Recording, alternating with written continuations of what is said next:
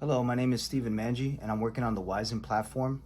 So a little bit about my background. I have about 61 credits in aerospace engineering at the world's largest, most respected university for aerospace engineers, Embry-Riddle Aeronautical University. It's a university located in Daytona Beach, Florida, and I'm doing that online. 2 classes away from my associate's degree at a CUNY, LaGuardia Community College for mechanical engineering over here. I've worked in the math lab at the LaGuardia Community College for over 12 years as a mathematician, done 2 internships for NASA as well, summer internships. So I'm just gonna go over a college review sheet that has the answers to it in the back of the key as an answer key. And then I'm just gonna break it down step by step, the problems there from the college review sheets that I have here. All right, so we'll just get into the math right away. So the first math problem that I want to talk to you about is a problem that's called PEMDAS there. So the problem starts out as 2 times 6 plus 3 minus 12 divided by 3. Okay, so with a problem like this, I like to use PEMDAS, parentheses, exponential, multiplication, addition, and subtraction. Okay, so I'm gonna label this as number 1, parenthesis, number 2, exponential, number 3, multiplication or division, and number 4, addition or subtraction. So the way I like to do this is I like to go from left to right when I solve this. And what I do here, this is called the order of operations. So whenever you have a problem like this, it's the order of operations. It's very important that you know the sequential steps for the order of operations. So order of operations will always go in sequential steps. So when I say sequential, I'm talking about 1, 2, 3, 4 numbers that will go in ascending order. So I always go from left to right whenever I'm solving the problem here. So the first thing I will look for is the parenthesis. So if I don't see any parenthesis, I can automatically cross that out of this problem here. The next one I look for is exponents. Now I don't see any exponents here. So an exponent is a raised to the n, n is equal to, so a raised to the n, where a is any number, so a is any number, and n is the exponent. N is the exponent number. So n is the exponent number, okay? Where a is any number, any value, and n is the exponent value, and it will look something like this, a raised to the n. All right, so like, in other words, 3 raised to the 2, that's 3 squared. So it would look something like that, where you have 3 as the number and the exponent there is 2. That's just to show you really quick there, a raised to the n. So since we don't have any exponents there, we can cross that out. So we can automatically say that's not there. So the next thing we go to is multiplication or division. And I always go from left to right. So from left to right, I put this as number 3. The reason why I put this as number 3 is because multiplication or division is exactly the same, meaning that one doesn't go ahead of the other. It matters which occurs first from left to right, okay? So in other words, if division was to occur first from left to right, I would do division right away. So it's whoever occurs first, they have the same order of ranking, number 3, all right? So I look from left to right and I have multiplication here, all right? As I said before, if I had division, I would do it right away, but I don't. So since I have multiplication here, I will work that out right away. So I'm gonna make a little triangle here, okay? So 2 times 6, all right? So we're gonna do our times tables there. So 2 times 6, so if I have 6 times 1, I know that's equal to 6. And if I have 6 times 2, I know that's equal to 12, all right? So you can also use the fingers as well. So you count another 6, right? Since you have 6 times 1 is 1 6 and 6 times 2, right? So from 6 you can count 7, 8, 9, 10, 11, and then 12. All right. So if you do it in total, you're going to have 6 fingers there. All right. You're going to have 12 there. Okay. So I'm going to bring the 12 down there. Okay. And then I'm going to bring this 3 down here, plus 3. And then I bring everything else down. Everything else comes down. Minus 12 divided by 3. So everything comes down. I bring everything down there. Okay. All right. Let me get rid of this just for the space. Just for space purposes here, okay? So we'll make this a little bit better, okay? In terms of bringing everything down, we'll make that a little better. We'll clean that up a little bit better. So we'll say that this is going to be, okay, 2 times 6, we bring this down is 12. All right, I'll bring that down plus 3. I'll bring this down here, minus 12. I'll bring this down, divided by 3. All right, so now from here, I'm gonna go again from left to right. So from left to right here, I'm gonna look for division. Remember, I can't go and look for addition or subtraction. I'm still at number 3, right? And 3 goes before 4. So it has a higher ranking if you wanna look at it like that. I look at number 1 as the highest ranking. I look at number 2 as the second highest ranking. Number 3 is the third highest, and number 4 is the last. So going from left to right here, I have multiplication or division. I'm going to look for division. I have division here. All right. So I'm going to divide over here. All right. So how many times does 3 go into 12? All right. I know my three tables. So I know that I have 3, I have 6, I have 9, and I have 12. All right. But you can look at it as 3 times 1. Okay. And that way will give you 3. Okay, 3 times 2, that means you have to add another 3, so you count your 3 fingers, 4, 5, 6, so that gives you 6.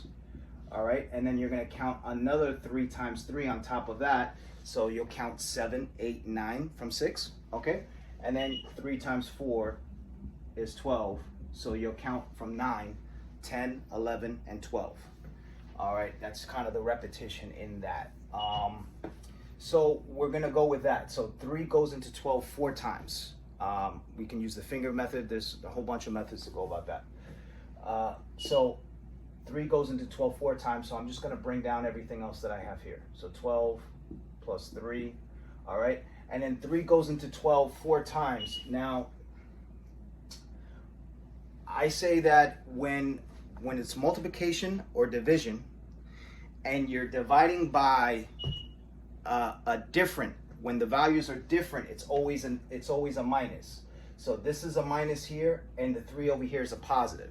So whenever the signs are different, it's always a minus, okay? And the English language for minus, the English way that you can pronounce different also means minus as well. You can look at it like that.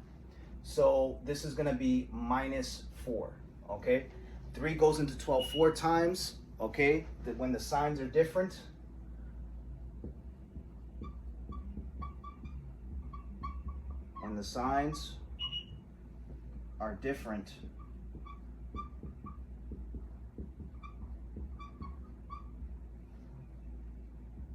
okay? Always a minus.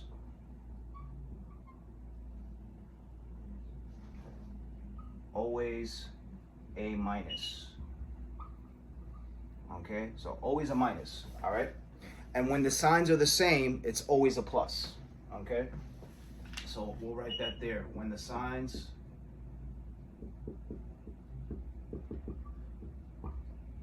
are the same, always positive. Always positive. Or plus. Okay? Signs are different, always a minus. Signs are the same, always a plus in terms of multiplication and division, right? And the English language will also tell you that different is always a minus. Same for the English language, always a plus too. So you could look at it like that as well. So 12 plus 3 minus 4. So that takes out step number 3. So all we have left is addition or subtraction. So addition or subtraction, we're going from left to right. So from left to right here, all right, I have addition, all right?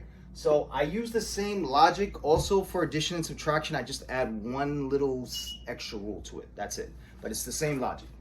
So the signs are the same. Here, this is a positive 12, and this is a positive 3. How do you know it's a positive 12? If there's any number that's written and you don't have a minus next to it attached, we always assume that it's positive in mathematics.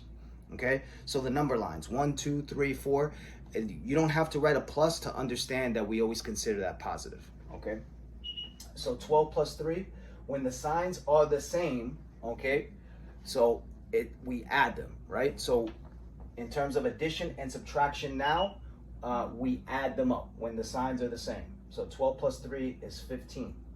So the only rule that I add here in terms of that, okay, the only rule that I add here in terms of that is when the signs are the same, we add, right? Same means plus anyway, add, and keep the same sign, okay? So when the signs are the same, comma, add, and keep the same sign.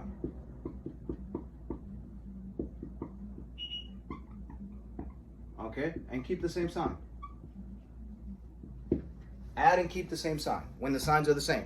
So it's going to be a plus, right? If we have two negatives, we add them and keep the same sign.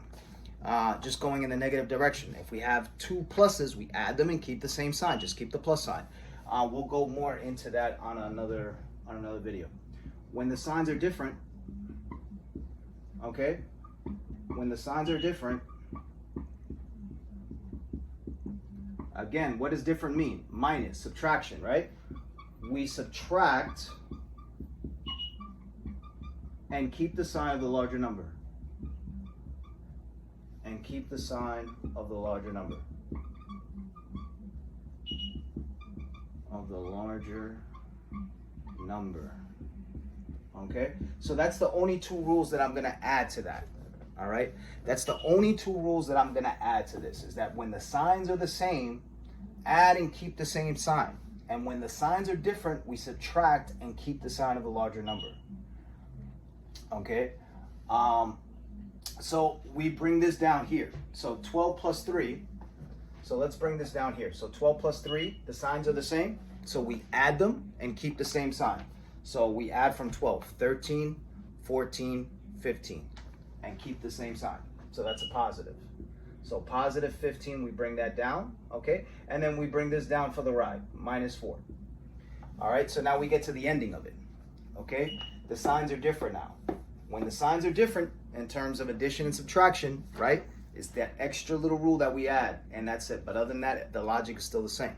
When the signs are different, we subtract them. 15 take away 4. All right, so you count from 15, 14, 13, 12, 11. All right, and we can also work on a number line on that as well in another video. 11, and we keep the sign of the larger number. So which is the sign of the larger number? Is 15 bigger than 4? Yes, 15 is bigger than 4. It's a lot bigger than 4. So we take the plus, we bring that down, and this is the final answer here.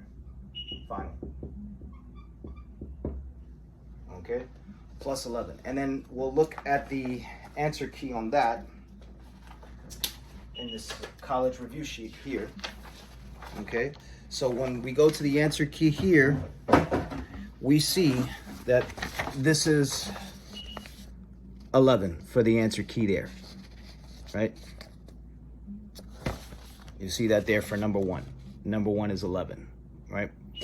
Okay, so we'll go further into that on another video on another time. So I thank you for your time, and I'll be posting another video on some more fun college math problems that we can do and tackle it together, because it represents beginning and pre-algebra stages depending on remedial courses for the college or regular college algebra and more advanced courses than that. Thank you.